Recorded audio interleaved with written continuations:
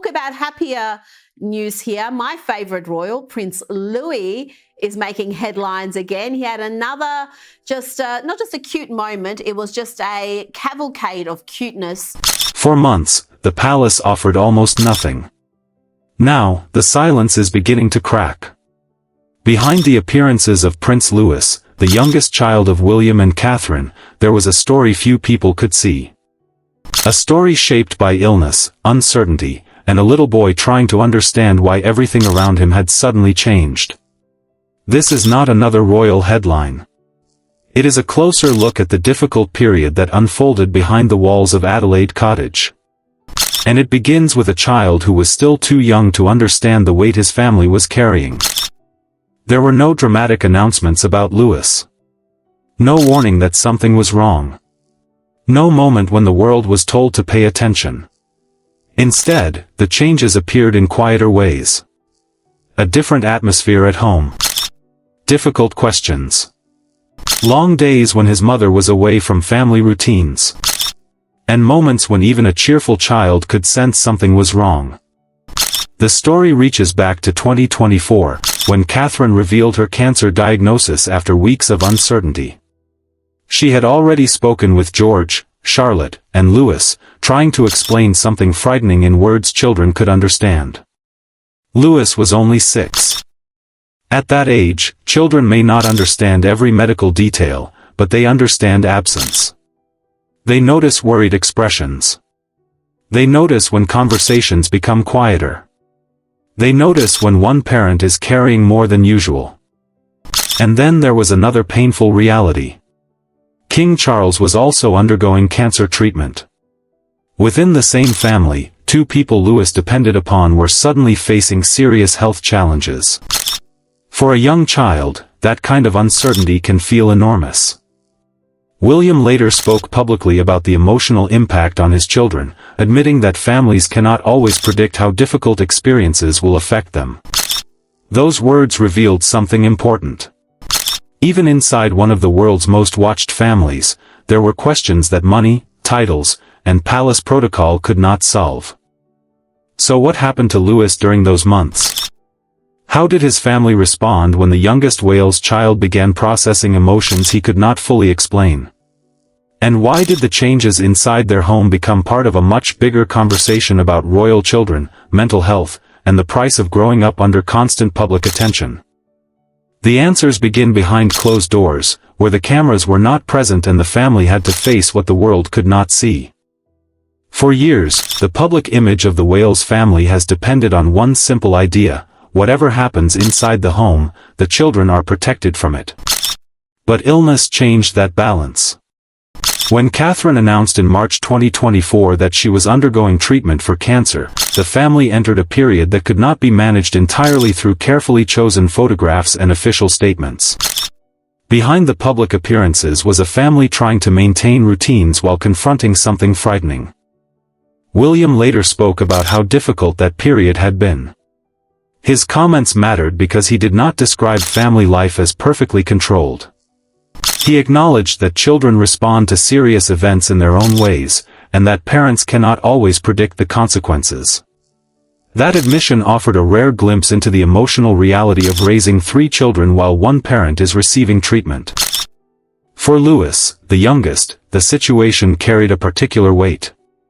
He was still a small child when Catherine's diagnosis became public. He could understand that his mother was unwell, but understanding cancer is very different from understanding what it means for someone you love. Children often notice changes before they can explain them. They see adults speaking quietly. They notice appointments, altered routines, and moments when a parent has less energy. There was no public announcement saying that Louis was struggling. There was no official diagnosis released by the palace, and there should be an important distinction between what the family publicly confirmed and what outsiders may speculate. The real story is not that the world was given a secret medical file. It is that William and Catherine increasingly acknowledged the emotional impact of their circumstances on their children. And that is where the story moves beyond royal headlines. The question is not simply what happened to Louis. The deeper question is how a family accustomed to privacy tried to give its children enough truth to understand a frightening situation without allowing that situation to define their childhood. Inside Adelaide Cottage, ordinary routines became important. School, meals, bedtime, outdoor activities, and time together offered something that official statements could not, a sense that life was continuing. For a young child, that continuity can matter enormously. The palace walls may have hidden the difficult conversations, but they could not prevent the children from noticing that their world had changed. The most revealing part of William's public comments was not a dramatic announcement. It was the admission that he could not always know what his children were feeling or how an experience would affect them later. That is a striking statement from someone expected to project confidence and control. During Catherine's treatment, the family faced a difficult balancing act. The children needed reassurance, but reassurance could not mean pretending nothing was happening. They needed information, but information had to be appropriate for their ages. And above all, they needed to know that their parents were still emotionally available. William has described the Wales household as open when it comes to discussing things that bother or trouble them. That approach is important because children often build their understanding from the reactions of the adults around them. If adults refuse to speak about something frightening, a child may imagine an even worse explanation. If adults acknowledge fear while providing reassurance, the child has a framework for understanding it. For Lewis, that framework may have been especially important because of his age. At 6 and 7, children can ask direct questions without fully understanding the answers. They may return to the same subject repeatedly. They may become unusually quiet one day and completely carefree the next. None of those reactions, by themselves, proves a psychological disorder. They are simply reminders that children process major changes differently from adults. That is why claims about a hidden diagnosis should be treated carefully. There is no need to turn a child's difficult experience into a sensational medical story. What is publicly visible is enough to tell a meaningful story. Lewis grew up during a period when both his mother and grandfather faced cancer, while his father was balancing family responsibilities with his role as a future king. Charlotte's relationship with Lewis also provides an important emotional layer, although private claims about exactly what happened between the siblings cannot be verified from public information. What can be seen is that the three Wales children have repeatedly appeared together as a close unit. Siblings can provide a form of normality that adults cannot manufacture. They argue, laugh, tease one another, and continue being children even when the adults around them are dealing with serious problems. George, Charlotte, and Lewis were not simply spectators to their parents' crisis. They were part of the family experiencing it. William's later praise for their resilience therefore carries more meaning than a polished public compliment. But resilience should never be confused with being unaffected. A child can cope well and still feel frightened. A family can emerge stronger without pretending the difficult months never happened. That may be the most important change in the Wales family's public approach, not revealing every private detail, but acknowledging that royal children have emotions, fears, questions, and vulnerabilities just like everyone else. The significance of that change is easy to miss. It was not about opening every private door to the public.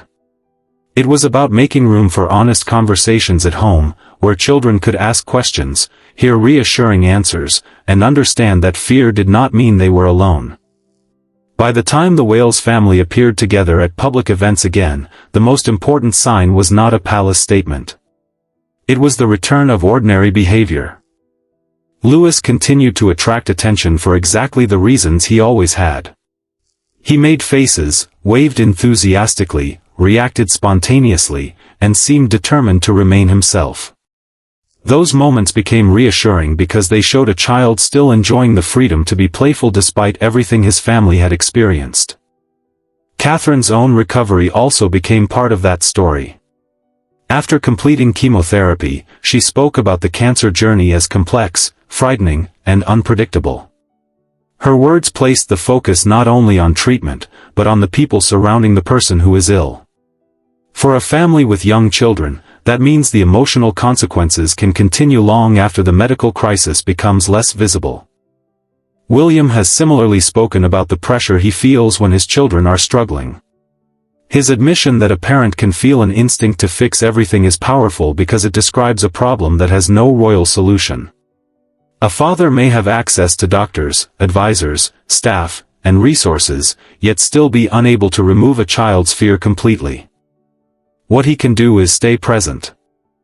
That may be the central lesson of this entire chapter in the Wales family story. There was no magical palace intervention. There was no single announcement that suddenly made everything better.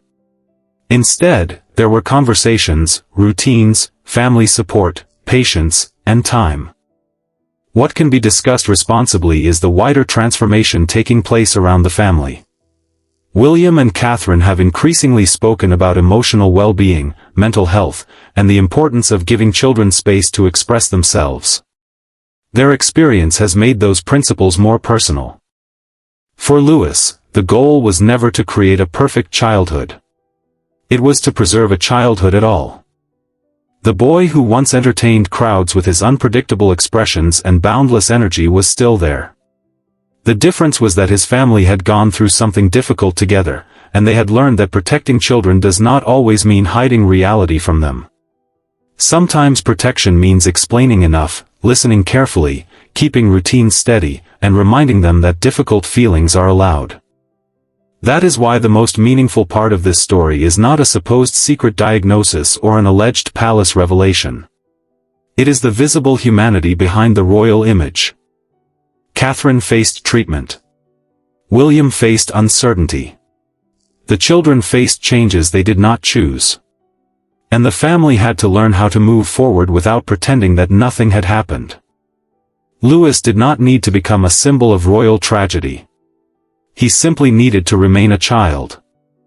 And as the family returned to public life, that may have been the clearest sign that ordinary childhood was slowly returning. The laughter, the mischief, the waving, and the unmistakable personality that had captured public attention long before anyone knew how difficult the years ahead would become.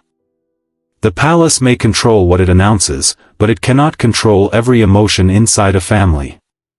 What happened during this period was ultimately less about secrecy and more about adaptation, love, and the quiet work of helping children feel safe when the adults around them are facing uncertainty. For a family watched by millions, that is perhaps the most human story of all. William's experience taught him that protecting a family does not always mean hiding difficult moments. Sometimes, it means facing them together and giving children the freedom to ask questions, express fear, and find their way back to ordinary life. For Lewis, that ordinary life slowly returned. The laughter, the playful expressions, the enthusiastic waves, and the unmistakable personality reminded everyone that behind the royal title was simply a young boy growing up. What this chapter revealed was not a secret diagnosis or a dramatic palace confession. It was something much more human, a family facing uncertainty while trying to protect the childhood of their children. They experienced fear, changed their routines, leaned on one another, and continued forward. That's the real story behind Lewis and the difficult period that changed the Wales family. If you found this story interesting, subscribe for more royal stories, hidden details, and the moments the palace doesn't always explain. And now I want to hear from you. Do you think the royal family is becoming more open about the struggles their children face?